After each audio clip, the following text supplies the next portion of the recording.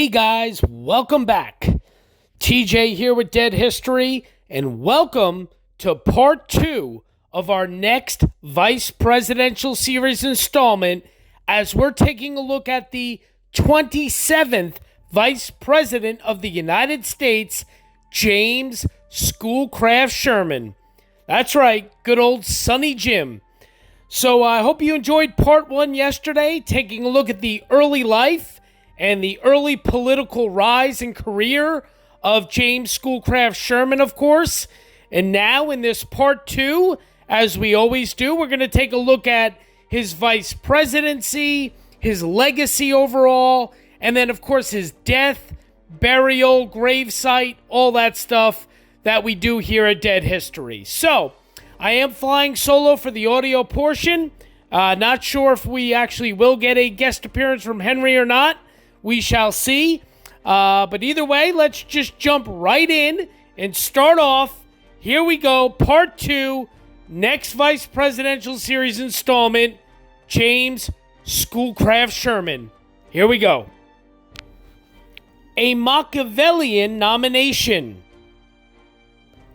Taft won the nomination and would have preferred a progressive running mate, someone of the stature of Indiana Senator Albert Beveridge or Iowa Senator Jonathan Dolliver. But House members, led by Speaker Cannon, pressed for the nomination of James Sherman. On the surface, it seemed as though Sherman won the nomination by default, after the more progressive possibilities withdrew their names from consideration. But years later, in his memoirs, Senator Chauncey Depew revealed a more Machiavellian version of what had happened. The New York delegation had lobbied hard to convince Taft's managers that New York would be a critical state in the election and that a New Yorker would most strengthen the ticket headed by a Westerner like Taft of Ohio. Since Taft's managers had already discussed the nomination with several other potential candidates, they could not turn to Sherman without first dissuading these people, and doing so without offending their states. As Depew explained, the method adopted by one of the leading managers was both adroit and hazardous. He would call up a candidate on the telephone and say to him, "The friends of Mr. Taft are very favorable to you for vice president. Will you accept the nomination?" The candidate would hesitate and begin to explain his ambitions, his career, and its possibilities, and the matter which he would have to consider. Before the prospective candidate had finished, the manager would say, very sorry, deeply regret," and put up the telephone. When the nomination was made, these gentlemen who might have succeeded would come around to the manager and say impatiently and indignantly, "I was all right. Why did you cut me off?" However, those gentlemen have had their compensation. Whenever you meet one of them, he will say to you, "I was offered the vice presidency with Taft, but was so situated that I could not accept." Straddling party divisions. House Democratic Minority Leader Champ Clark agreed that Sherman stood prominently in the House, but no more so than a half dozen other Republicans. In Clark's estimation, Sherman was an industrious, level-headed, capable member and a Capitol presiding officer. But in truth, he received the nomination as a means of placating the GOP's conservative wing, which viewed Taft suspiciously as a progressive. The Stan Patters selected Sherman partly because he wanted it, partly because they could trust him, and partly because he was perhaps the most acceptable of all the old guard chieftains in the House to President Roosevelt. Clark assessed, the vice presidential nomination was clinched when Speaker Cannon stepped onto the platform, hiked up his sleeves, and offered an impassioned endorsement of Sherman. With the old guard stamp of approval, the two wings flapped together. While well known in Washington, Sherman had little popular identification across the nation, and it is doubtful that he brought many votes to the Taft ticket. The opposition Democratic candidate was William Jennings Bryan, who had twice before lost the presidency in 1896 and 1900.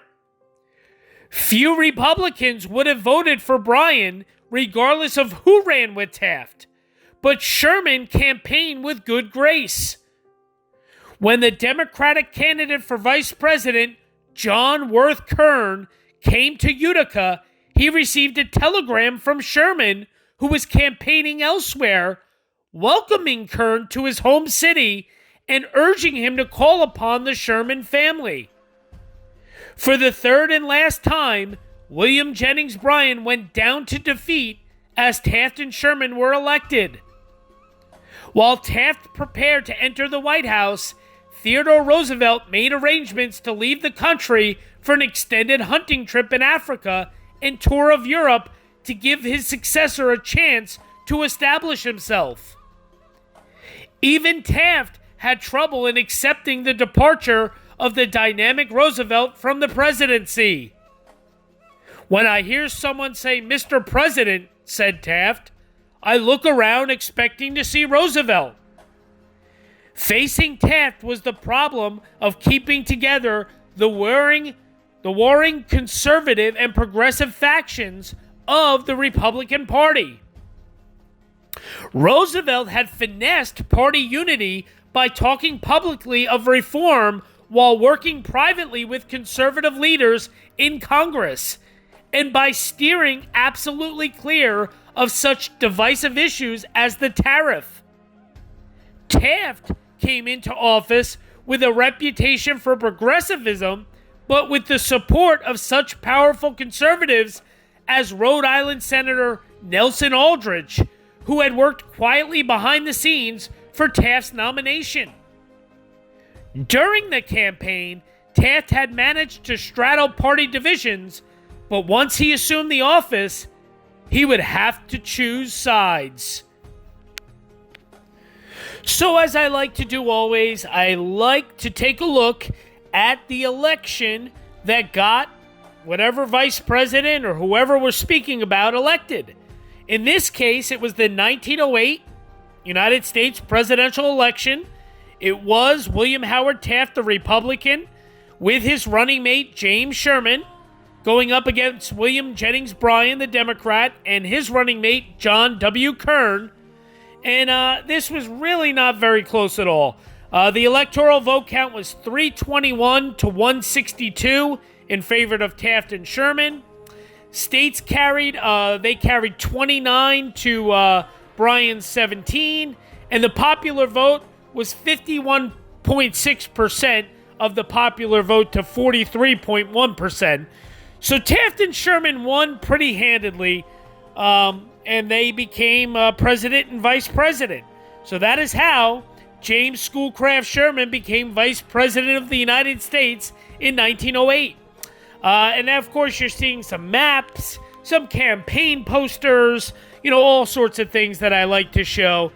But there you have it. The election of 1908 that got William Howard Taft elected president, and then, of course, James Schoolcraft Sherman elected as the 27th Vice President of the United States. So, pretty cool stuff. Let's move on and learn some more about Sherman. No Messenger Boy. At first, Taft thought he had a perfect role for Sherman. The president-elect said that he had no intention of having anything to do with the reactionary House Speaker Cannon. I am going to rely on you, Jim, to take care of Cannon for me," said Taft. "Whatever I have to do, there will be done through you." "Not through me," Sherman declined. "You will have to act on your own account. I am to be vice president, and acting as a messenger boy is not part of the duties as vice president." A month later, Taft invited Cannon to visit him, and thereafter, Taft and Cannon met regularly at the White House. It was the beginning of a drift to the right that would eventually alienate Taft from Republican progressives. Whatever ill will may have resulted from Sherman's refusal to cooperate over handling Speaker Cannon evaporated in the glow of the inaugural festivities. Taft's wife, Helen, later wrote that Vice President and Mrs. Sherman shared a box with them at the inaugural ball. They also had with them a large family party and were both so jolly and so much in the festive spirit that formality disappeared. When Taft met with Speaker Cannon in December of 1908, he learned that the House Ways and Means Committee was at work on major tariff revisions. Taft favored lowering tariff rates and negotiating reciprocal trade agreements with other nations to stimulate international trade. But congressional conservatives remained committed to high tariff duties to protect American industries.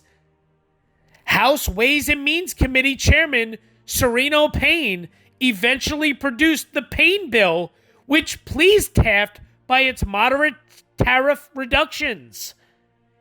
In the Senate, however, Finance Committee Chairman Nelson Aldrich amended the tariff with massive increases in rates. Insurgent Republicans led by Wisconsin Senator Robert La Follette fought the Payne-Aldrich tariff, but Aldrich prevailed. Never in doubt was the stance of the Senate's new presiding officer, Vice President Sherman, a lifelong high-tariff man. In the end, President Taft sided with Sherman and the protectionists and signed the bill. As progressives began to reevaluate their assessment of Taft, the president compounded his problems by speaking out in defense of the Payne-Aldrich tariff at Winona, Wisconsin, in Senator La Follette's home state, describing the tariff as the best bill that the Republican Party ever passed. At the same time, Vice President Sherman was telling people that the Republican Party had fulfilled every campaign pledge in passing the Aldrich bill. So now just going to read from some other, obviously, sources that I have here. Three assassinations of presidents in 43 years, one as recently as 1901, might have well prompted caution concerning the qualifications of the second man on the ticket. Furthermore, because of Sherman's close affiliation with the Stampeders, the progressive wing of the Republican Party would have preferred Jonathan Dolliver of Iowa, or at least Dolliver's Iowa colleague, Albert B. Cummings. Albert J. Beveridge of Indiana and Charles Evan Hughes of New York, who himself harbored presidential aspirations, were other possibilities. None of these men was interested, and Roosevelt and Taft, although not enthusiastic, acquiesced in the selection of Sonny Jim. The New York delegation strongly supported Sherman throughout the Chicago Republican Convention. Sherman's main qualifications were his parliamentary skills. Also, he was well liked in the Senate, had been an effective congressional campaign committee chairman, came from a doubtful state, and of course was acceptable to the party's conservative wing. His candidacy also received a boost when House Speaker Joe Cannon made an unprecedented appearance before the convention and gave a rousing speech in support of Sherman's nomination. Some progressives like W.R. Nelson, editor of the Kansas City Star, protested that the second post on the ticket should go on to someone who would strengthen the cause against Bryan, not to please reactionaries.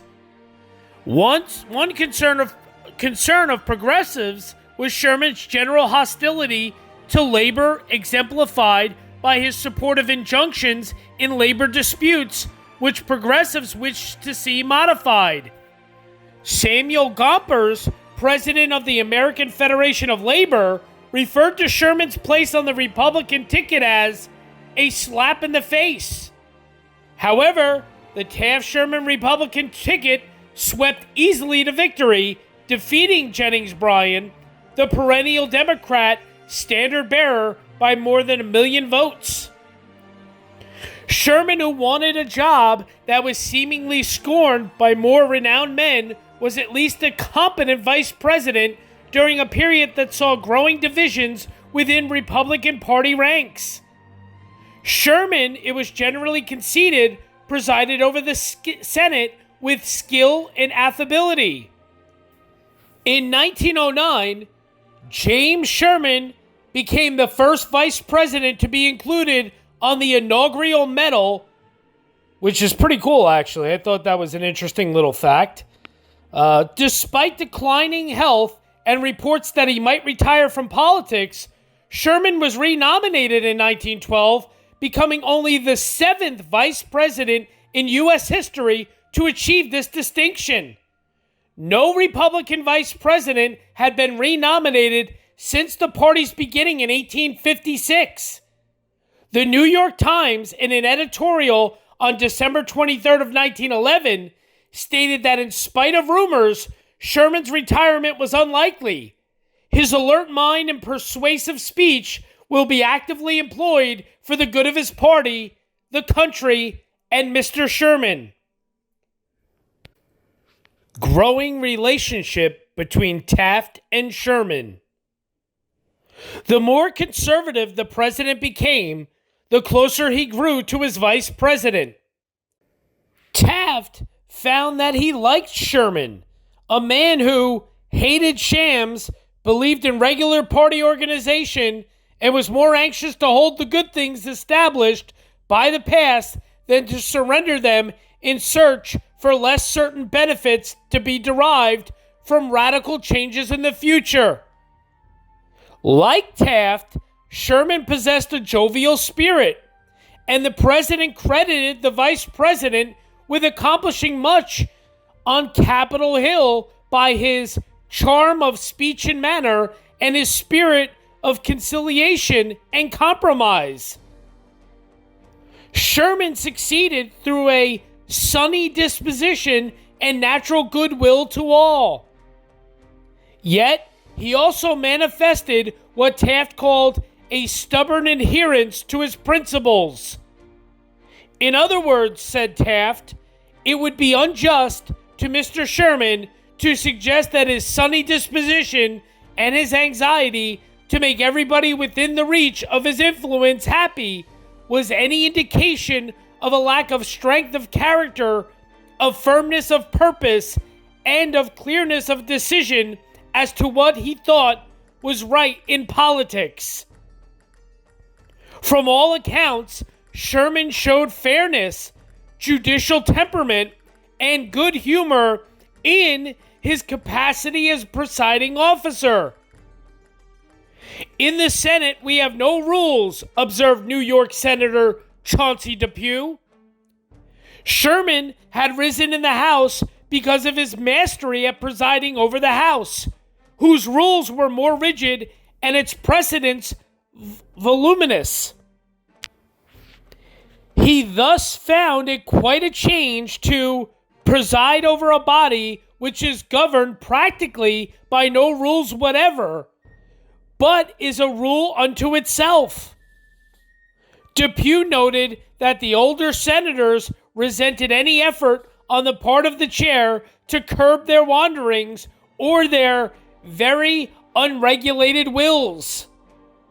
He recalled how the vice president had ruled against Texas Democrat Joseph W. Bailey, one of the most quarrelsome senators, who instantly declared that the independence of the Senate had been invaded by the vice president, who was not a member of the Senate, but only its constitutional presiding officer, that he had no right to use a position which was largely one of courtesy to violate the traditions of the most august body in the world and deny, or attempt to deny, to a senator the rights to which every senator was entitled. Throughout this attack, Sherman showed no trace of emotion. He was the presiding officer personified. With perfect calmness, good humor, and dignity, he stated the case to a breathless Senate. He did it so clearly and convincingly that the Senate sat down upon the tumultuous senator, and Sherman's decisions were never after questioned. Always showing his sunny disposition in public, Sherman played tough-minded, hardball politics in private.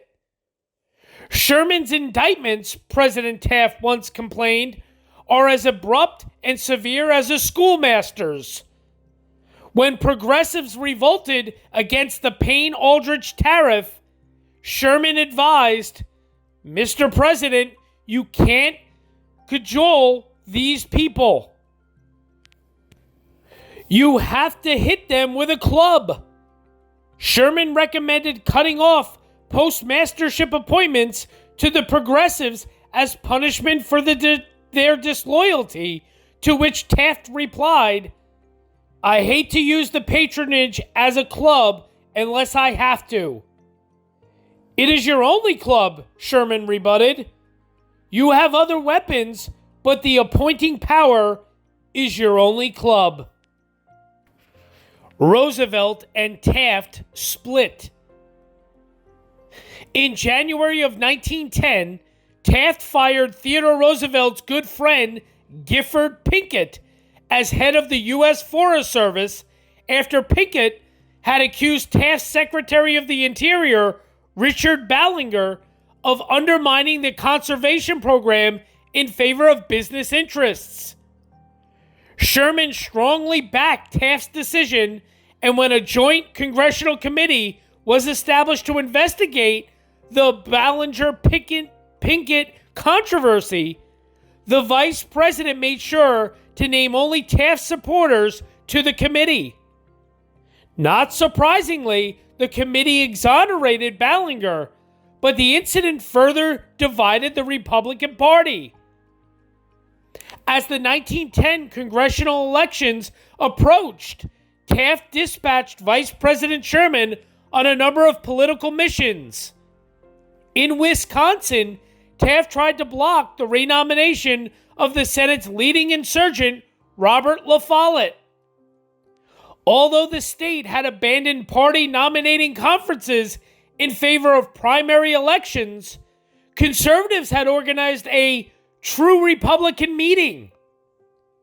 The president sent Sherman to bestow the administration's blessing. Despite their efforts, however, La Follette easily won renomination and re-election. Sherman then plunged into New York state politics, where Governor Charles Evan Hughes's resignation to become a Supreme Court justice had triggered open warfare between conservative and progressive Republicans. William Barnes of Albany, who led the party's Old Guard, selected Vice President Sherman as temporary chairman of the state convention to nominate the next governor. But Representative Herbert Parson, the Republican National Committeeman for New York and leader of the party organization in New York City, appealed to former President Theodore Roosevelt for help. Roosevelt, who had just returned from his long overseas journey, was deeply angered over the Ballinger-Pinkett affair and dismayed by the increasingly conservative tendencies of the Taft administration.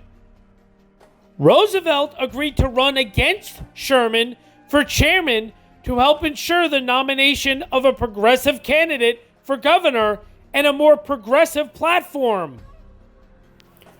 Roosevelt maintained that his candidacy was directed against Sherman and not against the administration. He portrayed Sherman as having spread the erroneous impression of having Taft's support. Yet Sherman remained in close communication with Taft by telephone throughout the New York Convention fight, and at one point, the president laughed as he told aides, they have defeated Theodore. But Sherman could not overcome Roosevelt's immense popularity, and convention delegates voted 568 to 443 to reject Sherman in favor of Roosevelt. Although Taft maintained public neutrality, Sherman's defeat was widely perceived as a defeat for the president. The internal split proved a disaster for the Republican Party in the 1910 congressional midterm elections. Republicans lost 8 seats in the Senate, where insurgents now held the balance of power, and lost their majority in the House to the Democrats. In the hope of restoring harmony, Taft invited the leading insurgent senators to the White House to discuss patronage. All but the implacable La Follette attended. But these efforts alarmed the party's conservatives, who warned that if Taft embraced the progressives, the old guard might throw their support to Vice President Sherman in 1912. Harmony was the last thing that the hapless Taft could achieve.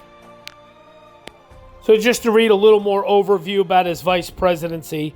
In 1908, Sherman was nominated as the Republican candidate for vice president on the ticket with William Howard Taft. Although not an obvious frontrunner, he balanced the progressive Taft's profile by both being an Easterner and a conservative. It was said that the two wings of the GOP flapped together, and the New York delegates pressed hard for his nomination. The Republicans won by a comfortable margin. At first, Sherman and Taft found themselves at odds over both tariff policy and the role of the vice president.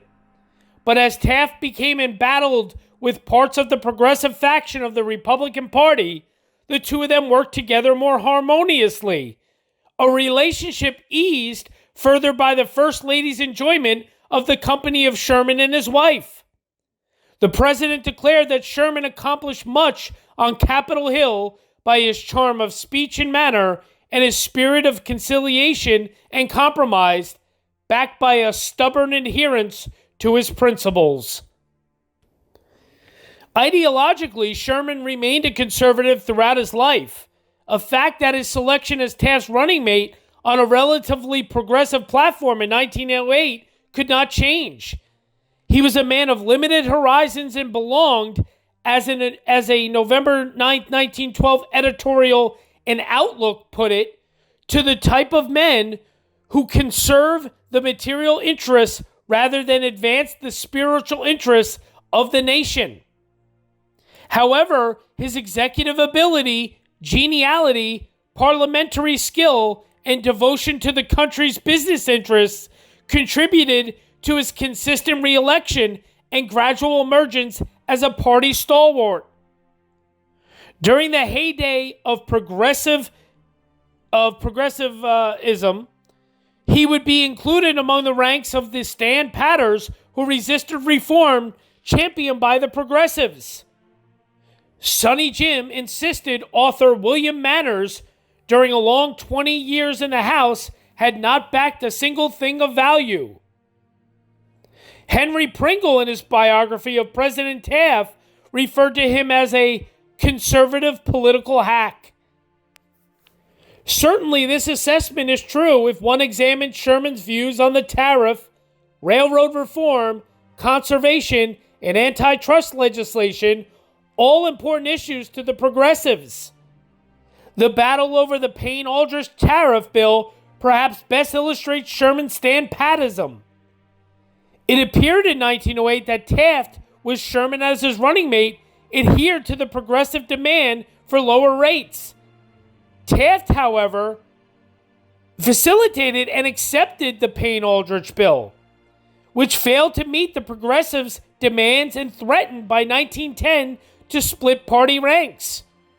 Sherman, who had always favored protection, found the legislation to his liking. He even advised Taft to warn Republicans that any person who tries to defeat the party wishes must necessarily be considered hostile. The controversial Payne-Aldrich tariff bill, he felt, signified that the party had fulfilled every campaign pledge. He only supported the bill to the chagrin of progressives like Dolliver of Iowa and even Teddy Roosevelt, but dared venture into the Middle West, where antagonism toward the legislation was strongest. This effort was sharply resented by those Midwestern Republican insurgent congressmen who valiantly fought to ward off Old Guard party dominance. Sherman even dared ascribe the return of prosperity and the increase in wages to the tariff, arguing that its provisions did not go far enough. Some insurgents went so far as to advocate reading Sherman out of the party. Nor does Sherman seem to have shared the progressive desire to protect the nation's natural resources. As vice president during the Ballinger-Pinkett controversy, Sherman sided with the Old Guard. Ballinger was the Secretary of the Interior who aroused the suspicions of Lewis Glavis, government agent, and Gifford Pinkett, head of the Forest Service, by transferring rich Alaska coal deposits to the Guggenheim Morgan interests. The charges of corruption against Ballinger led to demands by the progressives that a special investigative committee be appointed. This meant that Sherman, as vice president, appointed the committee, which progressives like Dolliver of Iowa correctly predicted would consist mostly of Stan Patters. However, Sherman was somewhat more flexible in other matters. He supported laborers' demands for an 8-hour day and a child labor law for the District of Columbia. As a congressman, he favored safety legislation for railroad employees and a limited measure of federal control over industrial and transportation corporations.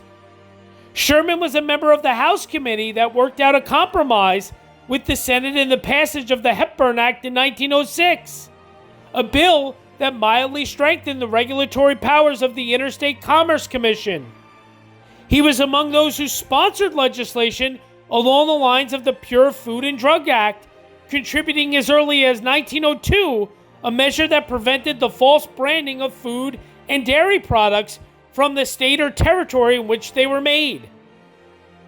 However, in congressional hearings on pure food and drug legislation itself in 1906, Sherman remarked that the legislation was designed to protect not the pocketbook so much as it is the stomachs of the American people, and he opposed compulsory labels that stipulated the weight of cans and bottles. Dr. Harvey Wiley, Department of Agriculture chief chemist and a crusader for reform, referred to Sherman as Shortweight Jim. We touched on that in part 1 and reminded everyone that the New York congressman was a canner. Sherman was particularly interested in the nation's Indian policy and headed that committee of Indian Affairs for 12 years prior to his vice presidential nomination. He was quite proud of the fact that he was a descendant of early 19th century historian of Indians, Henry Schoolcraft.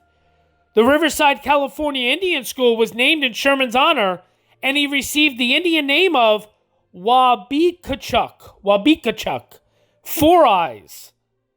He also collected numerous Indian artifacts. While Sherman's work as a chairman of the Committee on Indian Affairs appears to have won high praise from Congress and may have played a role in his obtaining the vice presidential nomination, when the Indian states supported him, it does not stand up under close scrutiny. Sherman's goal as Committee on Indian Affairs chairman and as vice president was to advance the policy of severely stemming from the Dawes Act of 1887, I'm sorry. That is to break up the traditional tribal arrangement and encourage the Indians to become individual farmers, a misguided policy that was eventually deemed disastrous to the well-being of the tribes who were separated from much of their land. The vice president's lack of sensitivity was revealed in a speech before 400 prominent men and women at a conference held in 1911 at Lake Mohonk in New York, where he stated that the government had fulfilled all of its treaty obligations with the Indians. Chief Choctaw Victor Locke, finding this assertion ridiculous, wrote, "If the commission of which he was chairman took that view, we have the explanation of many evils of the past 15 years. Between 1883 and 1912, Lake Mohonk was an annual conference instituted by a member of the Indian Commission, Alfred Smiley, and supported by such well-known humanitarians as Henry Dawes, Dawes Act author and Senate Committee on Indian Affairs chairman, and the Indian Rights Association. Sherman shared their goal of lifting the Indian to a higher plane of civilization and believed the day would come when the Native American would be self-supporting. He often attended Lake Mohonk conferences, and feeling that great progress was being made in solving the Indian problem through education, he supported federal appropriations for education for Native American children. Furthermore, his colleagues in Congress credited him with endeavoring to reduce fraud in the government management of Indian affairs. Sherman, during the U.S. acquisition of global empire in the 1890s, advocated government support in the completion of an interoceanic Nicaraguan canal as early as 1896. Furthermore, he fathered the first bill advocating laying a cable to the Philippine Islands, and he also advocated strengthening both the Army and the Navy in order to give it a two-ocean capability. Sherman also stressed the importance of an improved revenue cutter service and was among those congressmen who launched an investigation of hazing at the military and naval academies. Sherman considered hazing nonsense and brutal and believed that the American people were opposed to it. There were a few hints of political scandal during Sherman's 26 years in national politics. One ugly tale surfaced in the presidential election of 1908 when it was rumored that he had diverted congressional campaign funds in order to secure re-election to Congress, and that he had invented dummy corporations to exploit tribal oil lands in Oklahoma. Supposedly, Sherman had secured for a relative a position paying $10 a day for inspecting clothing for Indians. He ignored the charges, which were not pressed by the Democrats, as he triumphed in his last campaign. The charges were of little consequence and did not impede Sherman's nomination as vice president. However, Sherman's culpability in Indian policy cropped up again in 1910 while he was vice president. Oklahoma lawyer and lobbyist J.F. McMurray was seeking congressional approval for contracts he had solicited pertaining to the sale of Choctaw and Chickasaw land rights in coal and tar. McMurray and his accomplices, who represented the tribal nations, were to receive exorbitant fees of up to $3 million for their efforts. Senator Thomas P. Gore of Oklahoma, who attacked the contracts, was offered a bribe of between $25,000 and $50,000 for dropping his opposition, but he instead reported the incident, thereby setting forth an investigation during which, along with several other senators, a higher-up was alleged to be involved. The higher-up turned out to be Vice President Sherman, who stoutly denied the accusations, and even Gore acknowledged that there was no evidence to implicate him. However, Sherman's critics pointed out that a congressman he had been Committee on Indian Affairs chairman, making it likely that he had knowledge of the McMurray contracts. One of Sherman's One of Sherman's main interests throughout his life was the law. His familiarity with the legislative process was enhanced by his considerable parliamentary skills. Sherman's peers regarded him as one of the best presiding officers in American history. Not going to go into just a couple other little things. I'm not going to go into all of it. As the Taft and Roosevelt conflict intensified, Sherman sided with President Taft and would be in position for the unique distinction of receiving the vice presidential nomination on the Republican ticket for the second time. President Taft, elected as a progressive in 1908, soon found himself in difficulty with the more liberal wing of the party. The president's support of conservation and tariff reform seemed weak and angered progressive forces who sought to maintain control of the party organization. Taft's once cordial relationship with Roosevelt cooled. This conflict escalated, of course, as we said, prior to the 1910 midterm elections, when Vice President Sherman traveled from Washington to Milwaukee and criticized the progressives for arraying class against class and interest against interest. Several weeks later, the struggle between Sherman and Roosevelt forces in New York intensified when the predominantly old guard Republican committee, without consulting Roosevelt, nominated Sherman for temporary chair of the state convention. Then I told you about that, how obviously Roosevelt, went up against Sherman. We know how that all played out.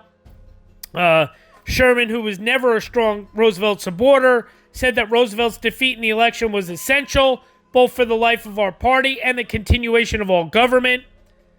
Sherman, reluctant to accept the renomination because of his declining health, would not live to see the outcome of the election, in which all Republican forces went down to defeat as Woodrow Wilson became the first Democrat to win the White House since Grover Cleveland.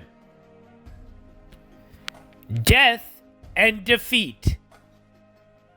At first, Senator La Follette emerged as the principal challenger to Taft's renomination. But when the overworked and exhausted La Follette suffered a breakdown in February of 1912, Theodore Roosevelt jumped into the race for the Republican nomination. In a series of bitter confrontations, Roosevelt won the popular primaries, but Taft retained control of the party machinery that chose a majority of the delegates.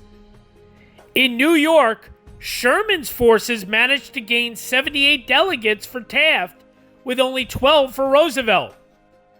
Denied the nomination, the former president walked out of the Republican convention to form the progressive Bull Moose Party. Democrats, meanwhile, had nominated the progressive governor of New Jersey, Woodrow Wilson, who became the frontrunner by virtue of the Republican split. With Taft's defeat in the November elections an almost foregone conclusion, the Republican convention renominated Sherman with little fuss or attention.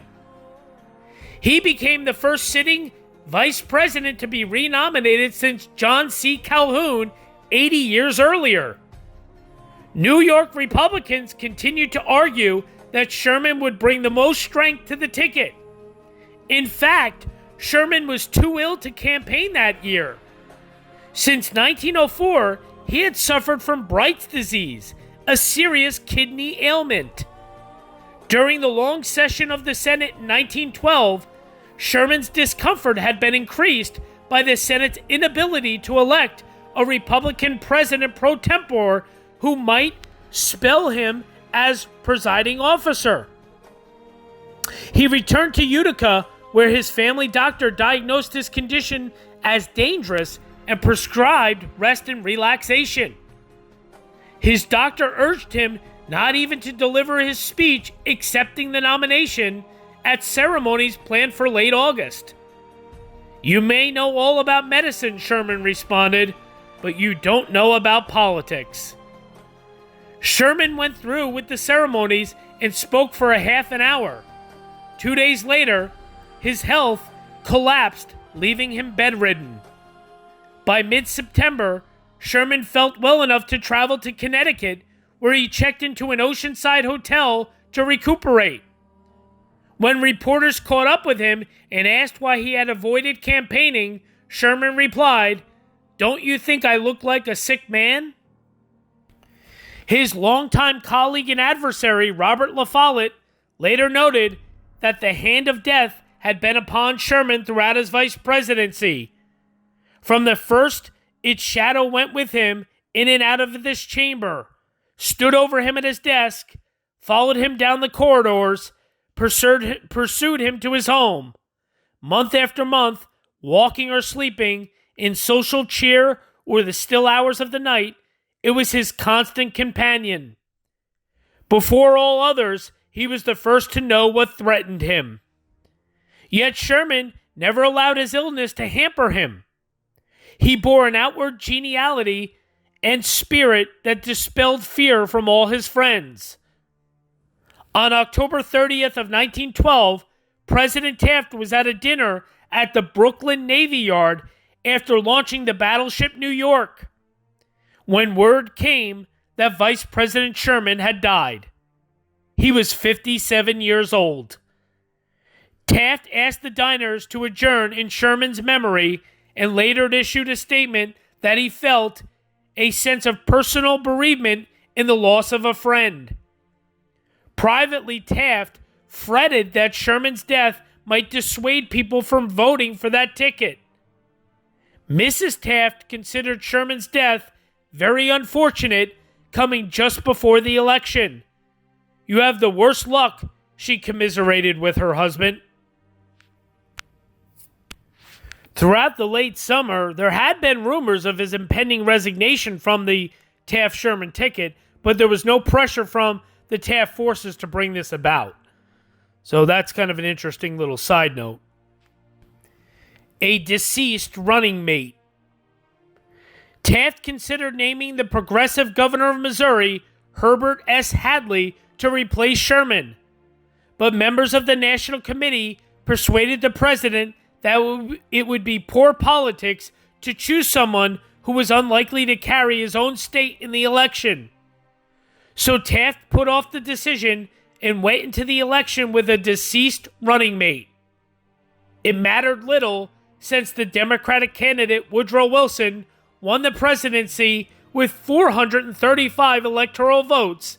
The progressive candidate, Theodore Roosevelt, took second place with 88 electoral votes, and Taft came in a dismal third with only the 8 electoral votes of Vermont and Utah. In January, the Republican National Committee named another New Yorker, Columbia University president Nicholas Butler, to fill out the Republican ticket for purposes of receiving electoral votes, which were counted on February 12th of 1913. Taft's re-election campaign remains one of the worst defeats ever suffered by a Republican presidential candidate. In 1936, Alf Landon tied Taft by winning only 8 electoral votes. Various memorial services were held to honor the deceased vice president. Senator Elijah Root paid tribute to Sonny Jim, whose smile was always bright. His fair, ruddy face was always glowing with kindly feeling, and the impression produced by his just and sweet and serene temperament was so strong that the world thought of him as a bright and cheerful man. It was all real. There was none of it put on. Senator Chauncey Depew commended Sherman's steadfast defense of the protective tariff, the fundamental principle of all his political career. Democratic Senator John Worth Kern, who had lost the vice presidency to Sherman in 1908, recalled his arrival in the Senate in 1911.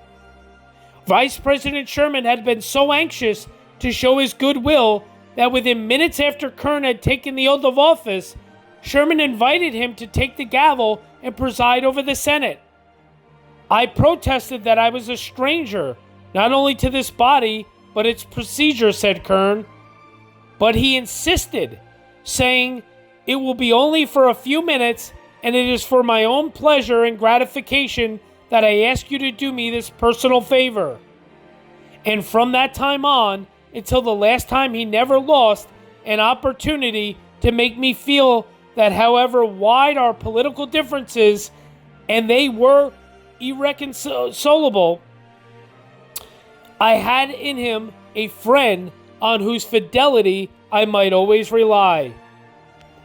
Senator Charles Curtis of Kansas, who had served with Sherman in the House and who would follow him as vice president during Herbert Hoover's administration, described Sherman as a fatherly man.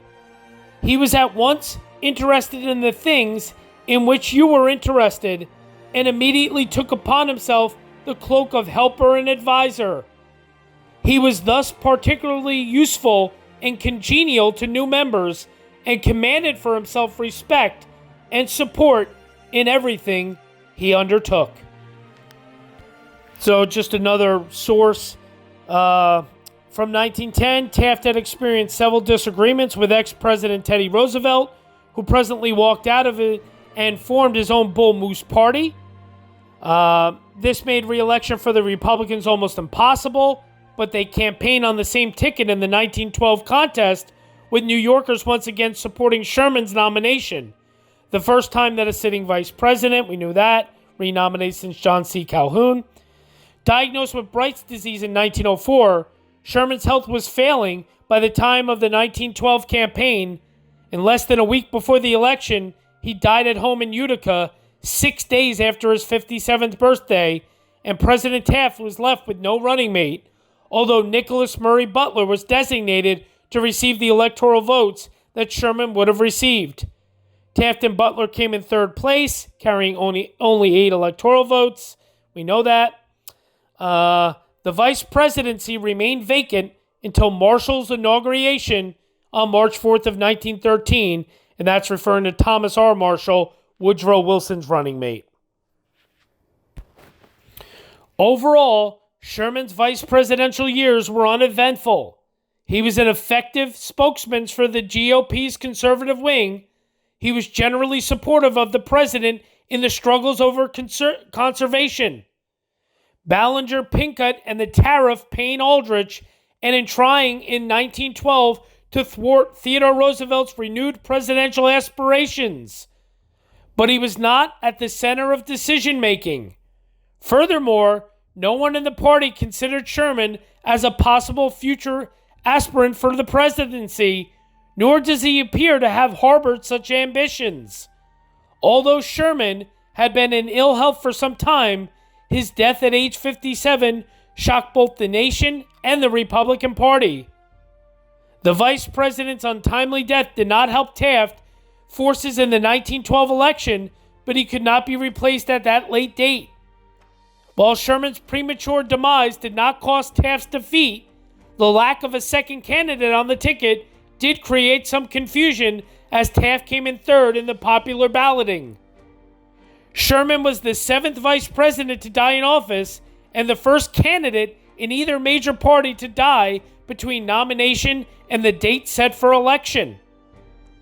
Although James Schoolcraft Sherman hardly qualified for a place among the nation's great men, although James Schoolcraft Sherman hardly qualified for a place among the nation's great men, and although his congressional and vice presidential achievements were no more than average, he was well liked and respected by both major political parties. An unexpected reappearance. Despite these eulogies, James Schoolcraft Sherman quickly disappeared from public memory.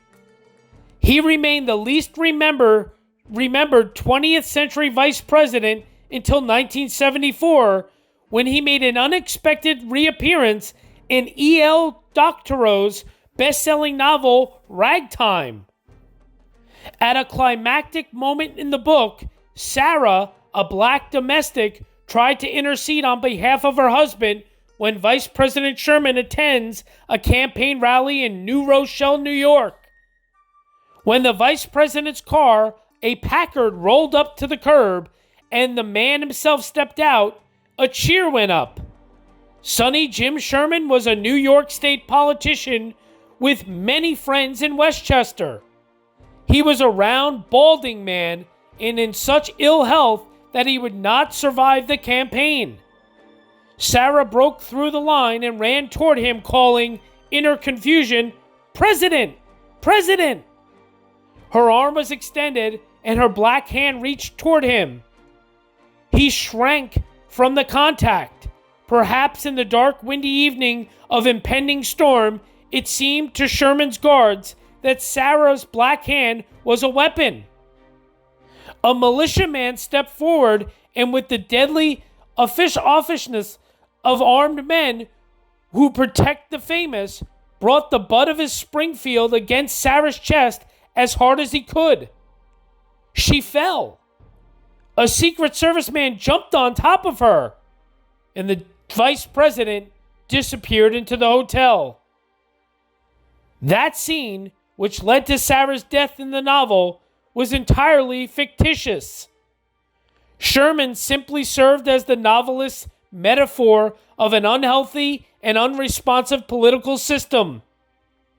Although perhaps better than total obscurity, it was not the way Sonny Jim would have wanted to be remembered.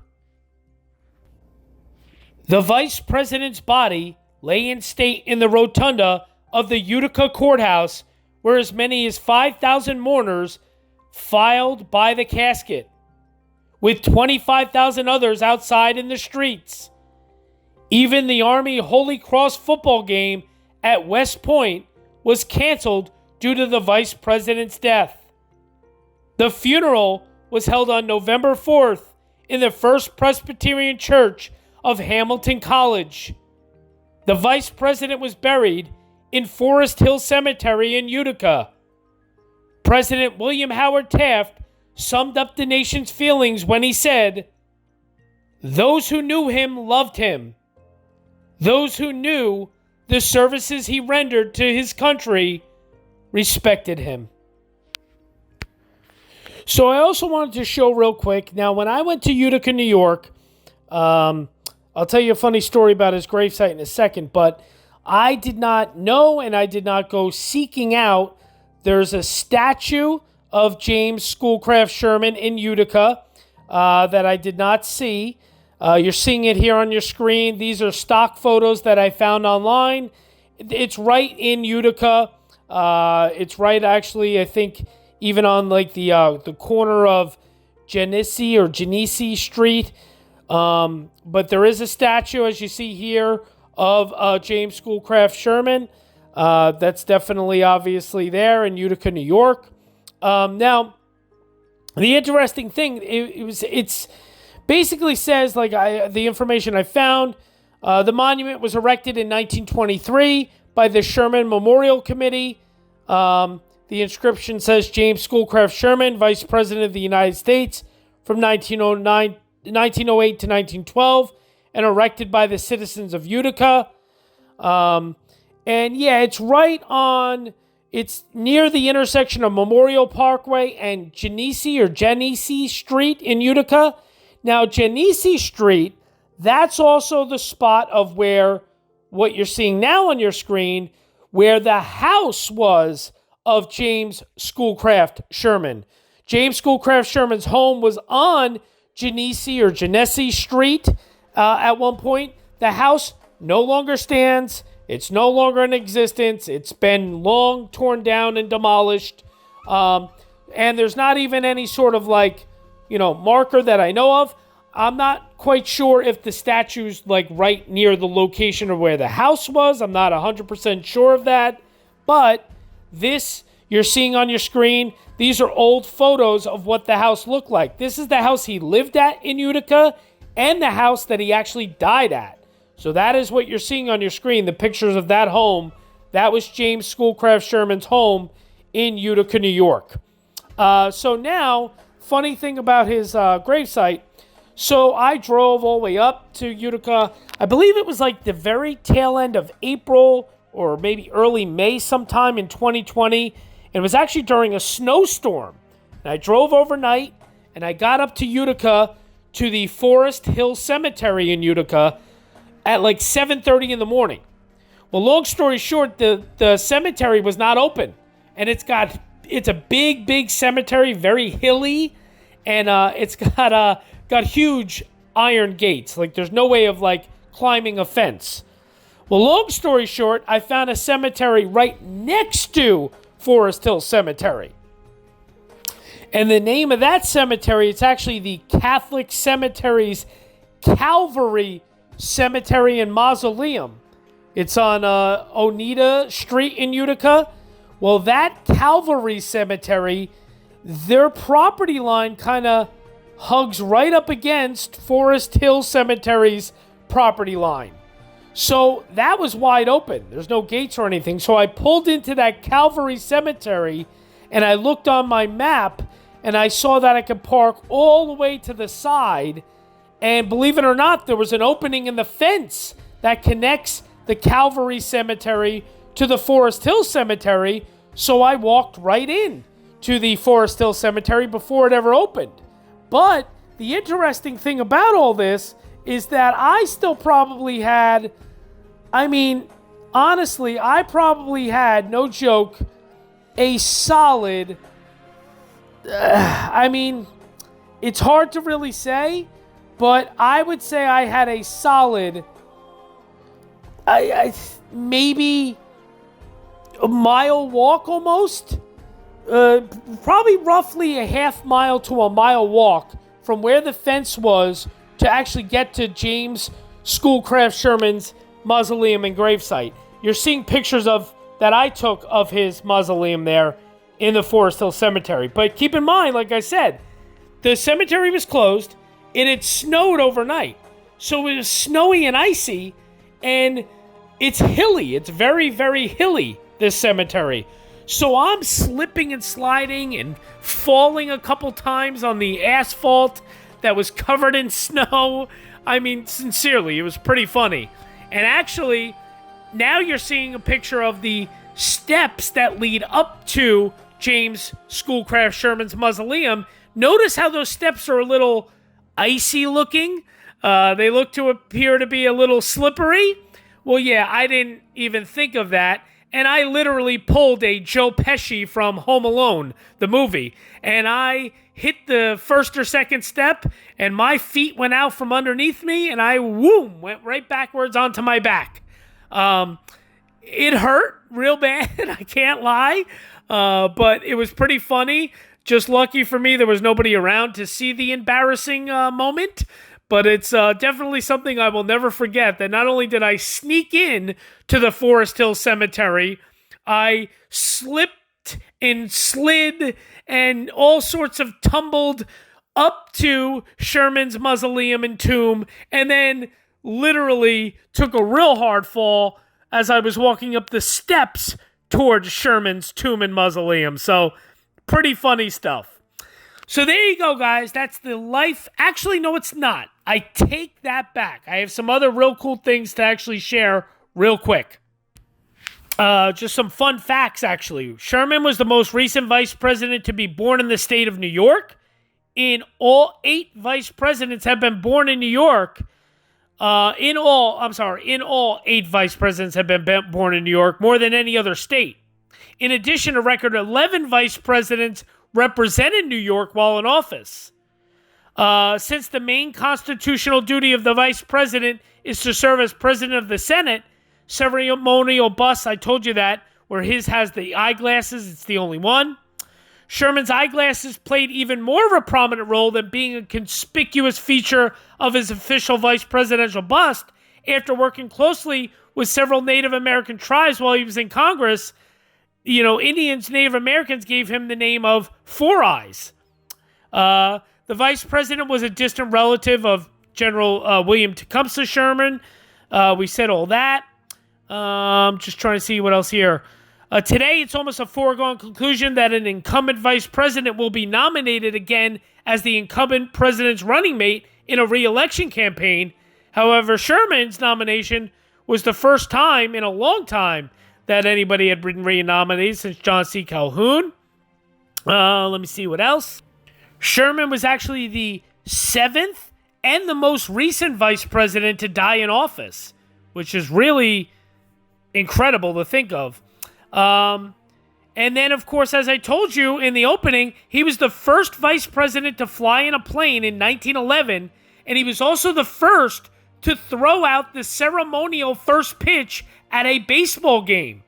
Now, the President Taft, he was the first to actually do that ceremonial first pitch for a president, and his vice president, James Schoolcraft Sherman, was the first vice president to do the same. So pretty cool. He was an avid baseball fan too, which is really cool. So there you go, guys. That's the life, legacy, vice presidency, everything of our 27th. Of course, the death. I almost forgot the death, the untimely death, and the burial and everything. You're probably even seeing. I've showed some pictures of some funeral pictures from his funeral.